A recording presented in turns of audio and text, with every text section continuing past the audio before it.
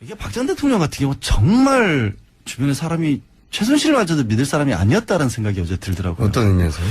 이게 가장 쉽게 박 전 대통령 입장에서 유일하게 풀어나갈 수 있는 건 결국에 최순실이 자기가 덮어쓰는 거거든요. 가져가는 거거든요. 최순실도 그럴 수는 없죠. 지금. 아니 왜 그렇게까지 40년을 옆에서 자기 스스로 특별한 인연이라고 했고 그렇다고 하더라도 대신 형을 살 수는 없죠. 아니 대신 살아나는 게 아니라 어차피 최순실은 벗어나기 어렵잖아요 지금 상황은. 그렇다 하더라도 형량을 조금이라도 줄이고 싶죠.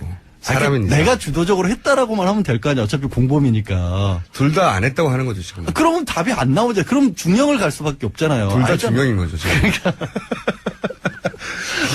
딜레마인 거죠 지금. 그러니까 오늘 아침에 한 언론사에서 이제 안종범 수석의 56건 수첩 중에 두 번째로 뽑아냈던 39건 수첩을 입수를 해가지고 그 내용을 또 공개를 했더라고요. 네.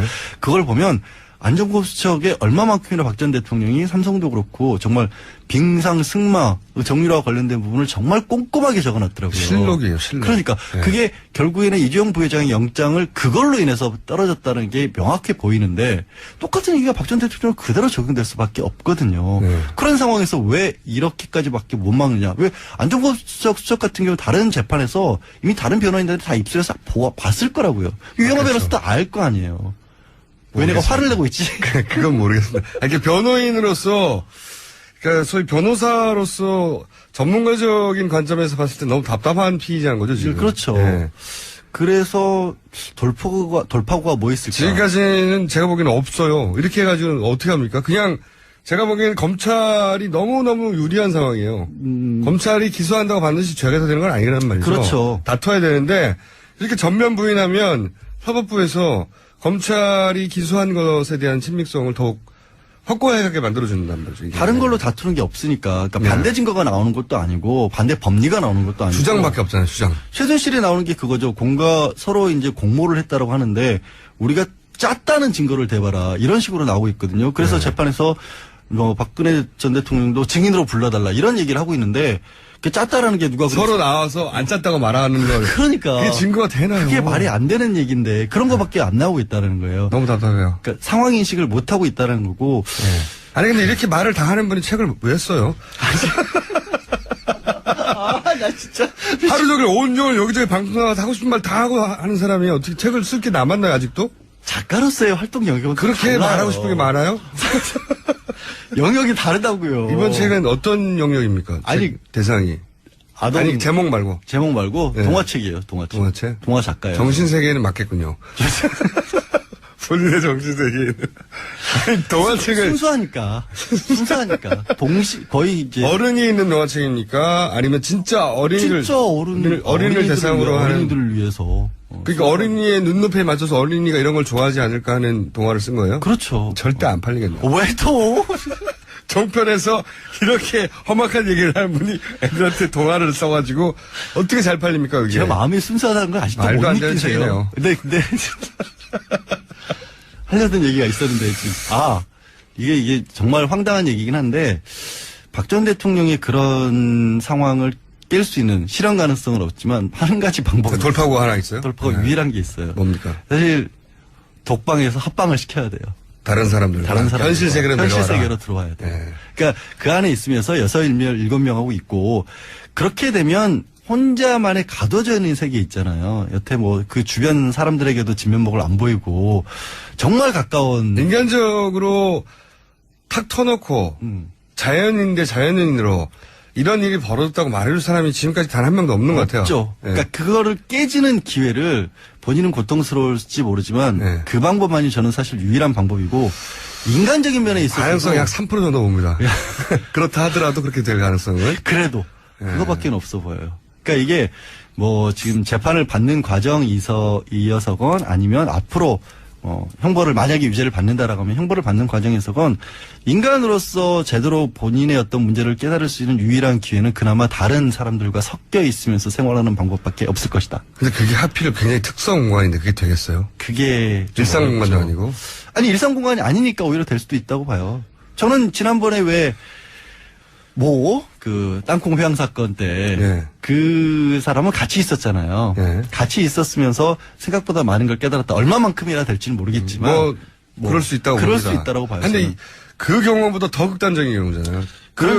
그분이야 물론 재벌이고 만나는 사람도 제약이 있었겠지만 인간적인 관계를 유지하고 있었을 거 아니에요. 다른 그렇죠. 사람들 어느 친구도 있고. 정도는. 근데 이 경우는 그것도 없는 거거든요. 그게 참 안타까운. 자연인으로서는 굉장히 기구한 삶이고 그리고 비정상적인 삶이죠, 사실. 이게 바뀌어야 되는데 변호인단에 할 일이 없어요. 이렇게 안 바꾸면. 지금 상황에서는 어느 정도 받아들일 부분이 나와야 우리가 뭐를 다투겠다, 뭐는 인정하자 이렇게 가는데 태도가 안 바뀐다는 변호사 거예요. 업계에서의 그 중평은 어떻습니까? 들어온 그러니까 이런 상황, 이런 상황이 섭외가 들어왔을 때. 섭외가 들어왔을 때, 네. 그러니까 말씀드린 것처럼 바뀌어야 우리도 작전을 짜볼 수가 있는데 이 지금의 태도를 그대로 유지하는 상태에서는 의미가 없다 들어가는 게. 그러니까 뭐 할 게 없잖아요. 할 수 있는 게 없잖아요. 네. 다 부인하고 있는데. 그러니까 다 부인하면 뻔하거든요, 결과는. 굉장히 안 좋죠. 사실 네. 가장 큰 부분이 뇌물죄 같은 경우는 법리가 복잡하기 때문에 어떻게든지 한번 싸울 만하다라는 생각을 가질 분이 나타날 법도 하거든요. 네. 그리고 이게 뭐 좋다 나쁘다를 떠나서 변호사로서는 어마어마한 일이긴 해요. 전직 그렇죠. 대통령을 변호를 한다는 그리고 것 큰 자체가. 사건에서 그렇죠. 법리적으로 어디서 다툴 것인가. 그러니까 박근혜 전 대통령에 대한 정치적 지지 여부나 호불호를 다 떠나서 예전에 그 대우가 청산되는 과정에서 세계적인 회계 회사들이 네. 그 경험을 쌓으려고 뭐 돈을 안 받고도 하겠다고 많이 덤볐었거든요. 그런 일을 그것처럼 해볼 수 있는 경우가 없으니까. 그렇죠. 그것처럼 이렇게 큰 사건에서 변호인 입장에서는 법리적으로 어떻게 방어할 것인가를 구상해 볼 수 있죠. 겪는 것 자체가 큰 경험인데 문제는 그 기회를 아예 안 주는 게 저는 이제 서영희 변호사가 직접적으로 맞는다기보다 일단 옳게고 여성이고 하기 때문에 특별 접견을 하게 되면 하루 종일 만날 수가 있잖아요. 게다가 여러 이제 가지 얘기 들을 수 여성 있고. 변호인이고 가족이어서 하지 다른 사람한테는 못했던 얘기를 할 수 있잖아요. 그렇죠. 그런 네. 것들을 기대를 해서 서영희 변호사가 들어가면 이게 신호탄이 될 수 있다라고 생각을 했는데 접견도 못한 것 같아요. 만나지도 못한 것 같아서 지금 한 20분 내외 정도만 구치소 안에 들어갔다 나온 유영아 변호사 얘는 안 만난대잖아요. 유영하 변호사하고 윤전치 행정관 두 사람을 그분은 이렇게 변호사가 찍어서 아니니까. 변호사도 아닌데 하여튼 네. 오빠라지를 시키고 있다고 하니까 그 부분이 전략의 변화가 전혀 없다. 검찰로서 굉장히 답답한 상황일 것이다라고 보이고요. 어제 수사 같은 경우는 뭐 다들 언론에도 많이 나왔지만 뭐 수사실을 따로 만들어가지고 원래 직원들이 사용하던 공간을 개조를 해서 책상만 있으면 되니까 책상하고 노트북만 있으면 되니까 네. 한홍재 부장검사 들어갔고 여성 수사관 한 명 들어갔고 보조하는 검사 들어갔고 얘기 드린 대로 유영하 변호사만 옆에서 앉아서 대동을 예. 했다라고 해요. 근데 이 부분도 문제가 그런 부분을 조금 헷갈리시는 것 같아요. 그 변호사를 9명을 선임을 했다라고 하니까 9명 굉장히 많이 선임한 거는 맞아요. 예. 근데 보통의 경우 큰 사건은 팀 단위로 선임을 하는 거거든요. 그렇죠. 사실은. 맞습니다. 그러니까 유명한 변호사라고 하는 사람이 혼자 다를 일을 하는 게 아니라 변호사 혼자 절대 커버할 수가 없어요. 그렇죠. 네. 그 사람이 있고 뭐 법리 검토하는 밑에 보조하는 변호사가 있고 판례들을 찾아본다거나 아니면 사면들을 검토하거나 이렇게 팀 단위로 이루는데 그 전에도 이미 9명이 뿔뿔이 변론을 했던 것 같아요. 각자 제대로 회의도 안 되고. 저는 헌재 때도 그랬지만 헌재 때도 보면 헌재 참여했던 변호인으로 참여했던 분들이 의견이 갈리고 그렇죠. 마지막 최후 변론할 때 순서 가지고 다투고 그러잖아요. 그렇죠. 뭐 답변서를 이게 말이 안 되는 거거든요.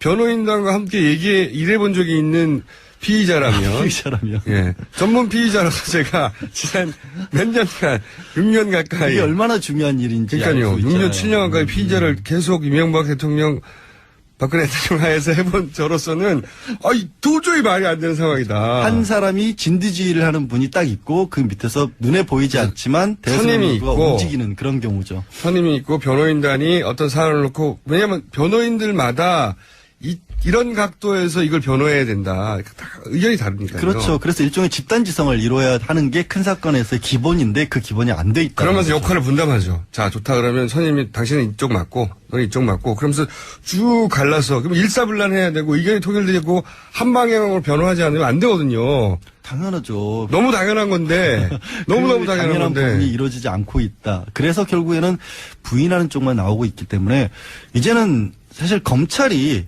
역할이 좀 바뀐 것 같아요. 바뀌어야 할 것 같아요. 뭐냐면 그때도 말씀드렸지만 변호사 가장 큰 업무가 당신이 지금 겪고 있는 사건이 이렇게 쉬운 게 아니다. 내지는 이 부분이 실제로 법적으로 문제가 된다. 이런 것들을 변호사가 먼저 납득을 시키고 아니 변호사가 납득을 못 시키고 있으니까 검찰이 납득시켜야 돼요. 그러니까 검찰이 납득을 시켜야 돼요. 검찰이 원래 그래서- 변호인단이 하는 네, 일인데. 원래 변호인단이 해야 되는데 검찰이 납득을 시키고 공감을 하고 소통을 검찰이 박 전 대통령하고 해서 상황을 빨리 정리를 하지 않으면 이 부분이 굉장히 어려워질 수도 있어요.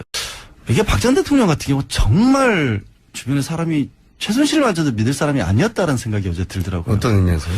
이게 가장 쉽게 박 전 대통령 입장에서 유일하게 풀어나갈 수 있는 건 결국에 최순실이 자기가 덮어쓰는 거거든요. 가져가는 거거든요. 최순실도 그렇고. 아니, 사람은 내가 주도적으로 했다라고만 하면 될 거 아니야. 어차피 공범이니까. 둘 다 안 했다고 하는 거죠, 지금. 그러면 답이 안 나오죠. 그럼 중형을 갈 수밖에 없잖아요. 둘 다 알잖아. 중형인 거죠, 지금.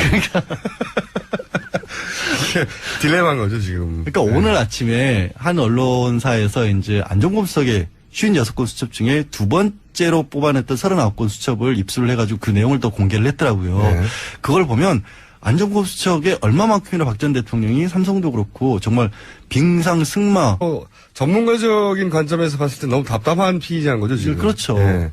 그래서 돌파구가 뭐 있을까? 지금까지는 제가 보기에는 없어요. 이렇게 해가지고는 어떻게 합니까? 그냥 제가 보기에는 검찰이 너무너무 유리한 상황이에요. 검찰이 기소한다고 반드시 죄가 되는 건 아니란 말이죠. 그렇죠. 다퉈야 되는데 이렇게 전면 부인하면 사법부에서 검찰이 기소한 것에 대한 친밀성을 더욱 확고하게 만들어준단 말이죠. 이게. 다른 걸로 다투는 게 없으니까. 그러니까 네. 반대 증거가 이게 박 전 대통령 같은 경우 정말 주변에 사람이 최순실마저도 믿을 사람이 아니었다는 생각이 어제 들더라고요. 어떤 의미에서요? 이게 가장 쉽게 박 전 대통령 입장에서 유일하게 풀어나갈 수 있는 건 결국에 최순실이 자기가 덮어쓰는 거거든요. 가져가는 거거든요. 최순실도 그럴 수는 없죠. 지금. 아니 왜 그렇게까지 40년을 옆에서 자기 스스로 특별한 인연이라고 했고 그렇다고 하더라도 어. 대신 형을 살 수는 없죠. 아니 대신 살아난다는 게 아니라 어차피 최순실은 벗어나기 어렵잖아요 지금 상황은. 그렇다 하더라도 형량을 조금이라도 줄이고 싶죠. 나오는 것도 아니고 반대 법리가 나오는 것도 아니고 주장밖에 없잖아요, 주장. 최순실이 나오는 게 그거죠. 서로 이제 공모를 했다라고 하는데 우리가 짰다는 증거를 대봐라 이런 식으로 나오고 있거든요. 그래서 네. 재판에서 박근혜 전 대통령도 증인으로 불러달라 이런 얘기를 하고 있는데 그 짰다라는 게 누가 서로 나와서 안 짰다고 말하는 걸. 그러니까 그게 증거가 되나요? 그게 말이 안 되는 얘기인데 그런 거밖에 안 나오고 있다는 거예요. 너무 답답해요. 그러니까 상황 인식을 못 하고 있다는 거고 아니 근데 이렇게 말을 다 하는 분이 정유라와 관련된 부분을 정말 꼼꼼하게 적어놨더라고요. 실록이에요, 실록. 그러니까 네. 그게 결국에는 이주영 부회장의 영장을 그걸로 인해서 떨어졌다는 게 명확해 보이는데 똑같은 얘기가 박 전 대통령 그대로 적용될 수밖에 없거든요. 네. 그런 상황에서 왜 이렇게까지밖에 못 막느냐? 왜 안종범 수석 같은 경우 다른 재판에서 이미 다른 변호인들이 다 입술에서 봤을 거라고요. 유영하 그렇죠. 변호사도 알 거 아니에요. 왜 내가 모르겠습니다. 화를 내고 있지? 그건 모르겠습니다. 이렇게 변호인으로서, 그러니까 소위 변호사로서